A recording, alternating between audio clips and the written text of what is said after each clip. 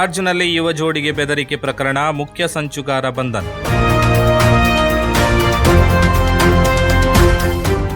Hosangadi lodge ಒಂದರಲ್ಲಿ ಯುವತಿ ಮತ್ತು ಆಕೆಯ ಸ್ನೇಹಿತನನ್ನ ಬೆದರಿಸಿ ನಗ್ನ ಚಿತ್ರಗಳನ್ನು ತೆಗೆದು ಹಣಕ್ಕಾಗಿ ಬೇಡಿಕೆ ಇಟ್ಟ ಪ್ರಕರಣದ ಮುಖ್ಯ ಸಂಚುಗಾರನನ್ನ ಮಂಜೇಶ್ವರ ಪೊಲೀಸರು ಬಂಧಿಸಿದ್ದಾರೆ. ಕುಂಜತ್ತೂರು ನಿವಾಸಿ PA ಅಬೂಬಕ್ಕರ್ ಬಂಧಿತ ಆರೋಪಿ.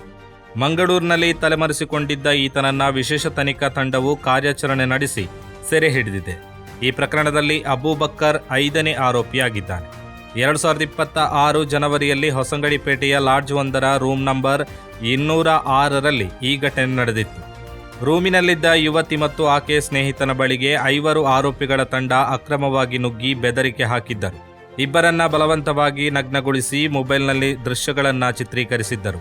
ಈ ದೃಶ್ಯಗಳನ್ನು ಸಾಮಾಜಿಕ ಜಾಲತಾಣಗಳಲ್ಲಿ ಹರಿಬಿಡುವುದಾಗಿ ಬೆದರಿಸಿ 2 ಲಕ್ಷ ರೂಪಾಯಿ ನೀಡುವಂತೆ ಒತ್ತಾಯಿಸಿದ್ದರು.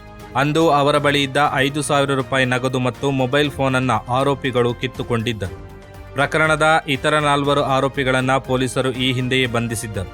ಆದರೆ ಅಬೂಬಕ್ಕರ್ ತಲೆಮರೆಸಿಕೊಂಡಿದ್ದರಿಂದ ಆತನಿಗಾಗಿ ಹುಡುಕಾಟ ತೀವ್ರಗೊಳಿಸಲಾಗಿತ್ತು. ಮಂಜೇಶ್ವರ ಪೊಲೀಸ್ ಇನ್ಸ್ಪೆಕ್ಟರ್ ಜಿಜೀಶ್ ಅವರ ನೇತೃತ್ವದಲ್ಲಿ SI Vaishnav, ASI Philip Thomas ಮತ್ತು ಸಂದೀಪ್ ಅವರನ್ನ ಒಳಗೊಂಡ ತಂಡವು ಮಂಗಳೂರಿನಲ್ಲಿ ಈತನನ್ನ ಪತ್ತೆ ಹಚ್ಚಿ ಬಂಧಿಸುವಲ್ಲಿ ಯಶಸ್ವಿಯಾಗಿದೆ.